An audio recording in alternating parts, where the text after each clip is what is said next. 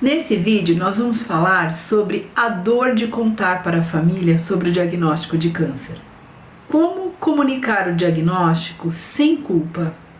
Eu sou psicóloga, vocês sabem, e mesmo trabalhando com a mente humana, quando eu fiz essa biópsia, o meu estado, segundo o médico, já estava um pouco avançado. Segundo ele, eu fui no momento certo. Eu ainda tinha condições de tratamento. Eu não poderia me deixar assim, não poderia ficar tranquila.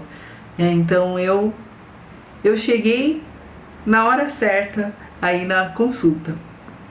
E eu já sentia que tinha alguma coisa errada. No ultrassom já tinha dado um nódulo. A minha situação fosse um pouco mais grave. Mas ele não me falou, ele só daria certeza realmente do que tinha lá após a biópsia. Então, como já tinha uma prévia, um histórico, pelo que ele me disse, pelo que ele examinou, então eu já fiquei em alerta que provavelmente era quase que muito mais de 50% que fosse um câncer maligno. E aí fizemos a biópsia e aí ele avisou que se tivesse algum resultado positivo, eles iam entrar em contato. O hospital, no caso foi o posto de saúde, eu faço tratamento via SUS e eles iam entrar em contato se tivesse um resultado positivo. Iam entrar em contato em 30 dias. E aí esse contato aconteceu e foi a minha mãe que atendeu. Quando eu cheguei em casa, na verdade, ela me deu a notícia que tinham entrado em contato. E quando ela disse que tinham entrado em contato, eu fiquei em choque. Na verdade, não foi, ninguém tinha falado nada verbalmente, só entrado em contato para eu ir com urgência. Então, eu ligando os pontos, sabendo da minha situação, que já, segundo o médico, já era uma situação de cuidados, eu associei uma coisa a outra e naquele momento o meu mundo caiu. E aí eu comecei a chorar, minha mãe estava comigo, eu comecei a chorar, eu falei, e agora foi positivo, eu tenho certeza, eu vou precisar fazer quimioterapia, vai ser difícil.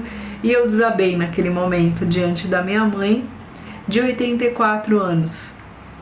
E minha mãe, um exemplo de vida muito forte. Eu lembro que ela olha pra mim e diz: Aidi, você não vai ser a primeira e não vai ser a única. Quanta gente está fazendo tratamento nesse momento? Quanta gente está fazendo quimioterapia nesse momento? Por que você não pode fazer? E a partir daquela fala, daquele momento, ao invés de eu perguntar por que eu, por que comigo, por que isso está acontecendo agora, eu passei a perguntar: por que não eu? O que eu tenho diferente das outras pessoas? Então aquela fala dela foi fantástica. Após isso, meu marido foi comigo na consulta, depois eu conversei com o meu marido e o meu marido também tinha uma postura muito parecida com a da minha mãe. Então, em relação à família, eu tive fui muito abençoada por ter o meu marido e a minha mãe ao meu lado, assim, fortes, confiantes, me dando uma força muito grande. Da forma da minha mãe, por exemplo, ela não me pegava no colo, ela não passava a mão na minha cabeça, então sempre com essa postura firme, isso é muito bom. Nem minha mãe, nem meu marido me viam como uma pessoa doente, isso é muito importante também. Me viam como uma pessoa debilitada, que não pudesse fazer nada. Eles sempre me incentivaram a continuar a vida normalmente. É claro, com algumas limitações por causa do tratamento, mas nunca houve uma postura de coitada, nossa, de pena, de dó, de tristeza. Isso ajudou demais. Então, contar para a família que se está com câncer pode ser tão difícil quanto receber o diagnóstico, não é? Então, é como se, ao falar, tudo se tornasse ainda mais real, uma confirmação da realidade. Nesse vídeo, então, eu quero te ajudar a fazer isso com mais leveza, é possível, né?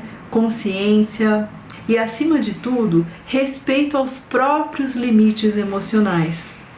Então, é comum que você sinta medo de preocupar.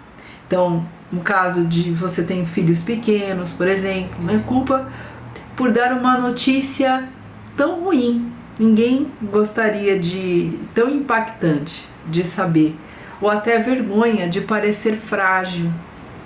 É isso. Mas deixa eu te lembrar de uma coisa. Você não é responsável pelas reações emocionais das outras pessoas. E você está vivendo algo real, sim, difícil, e tem todo o direito de se sentir acolhida. Porque muitas vezes você cuidou e nunca foi cuidada. Agora é o seu momento. A vida é assim. A vida é um eterno aprendizado, é um processo. Um dia nós estamos bem, né, fortes, nós podemos ajudar o outro. Outro dia não tem problema nenhum de nós recebermos ajuda. Então você não precisa proteger todo mundo. Você precisa se permitir ser cuidada também. Então aqui nesse vídeo eu vou dar algumas dicas, algumas estratégias práticas aí para você comunicar, quando você estiver comunicando com a família a respeito desse diagnóstico. Escolha o momento e o ambiente certo. Então, evite contar em momentos de tensão ou correria. Não é que as pessoas já estão corridas, já estão preocupadas com outras coisas. Busque um espaço seguro, íntimo e tranquilo, de preferência. E aí reunir todo mundo e você poder falar. Outra coisa. 2. Comece com uma frase introdutória. Também ajuda. Olha, eu preciso conversar sobre algo importante que envolve minha saúde. Isso prepara emocionalmente a pessoa. Isso é importante, se você tiver condições, né? É importante já. Olha, gente, vamos conversar a respeito de algo importante sobre a minha saúde. 3. Seja direta, mas sensível. Como assim? Como é que eu posso fazer? Evite muitos detalhes médicos no início. Realmente a gente não tem tanto conhecimento, nós estamos processando nesse momento, então não tem problema. Evite muitos detalhes, que alguém, mas como assim, o que é, o que não é, calma. Então um passo de cada vez. Então eu fui diagnosticada, eu fui diagnosticada com câncer de mama, ainda estou entendendo tudo, é isso, é um processo, é um choque a princípio, porque não é algo agradável, é tudo muito incerto, né? Mas é importante, você pode dizer, eu quero que você saiba diretamente por mim. É importante que você, paciente oncológico, é claro, em plenas condições mentais, possa comunicar à sua família, e possa comunicar aos seus filhos, possa comunicar aos seus amigos, que venha, que possa vir de você. Outra coisa, 4, nomeie o que você precisa da pessoa, isso também é muito importante. Apoio prático, presença, espaço. Tinha momentos durante a quimioterapia, por exemplo, que eu queria ficar sozinha, eu falava, vou ficar no quarto, vou deitar um pouco, vou deitar, não queria conversar, não estava me sentindo bem, e eu ficava lá no meu cantinho. Isso é importante você verbalizar. Então, de repente, mesmo sentindo mal, você fazendo algo que você não, que está além das suas forças, vai te fazer mal. Então, você pode dizer, eu não quero que você entre em pânico. Falar para as pessoas, não precisa entrar em pânico. Só preciso que me escute e me apoie com calma. Não tem necessidade, vai piorar a situação, né? Outra coisa, em último, evite assumir o papel de terapeuta da família. Evite de assumir o papel de terapeuta da família. Como assim? Você não precisa consolar os outros agora. Porque é normal, as pessoas que te amam, a sua família, se sensibilizar com essa situação. é o seu momento de ser acolhida. Isso é muito importante. É o seu momento de ser acolhida, certo? Isso é muito importante. Então a gente poder respeitar isso. Se dá esse direito de ser cuidado. É isso. Eu percebo que tem muitas dificuldades aí. Com grande parte das mulheres que sempre cuidaram, que são multitarefas, e sempre tá aí, sempre tá coordenando as coisas, de repente precisar de ajuda, né? De repente se vê num papel de cuidadora.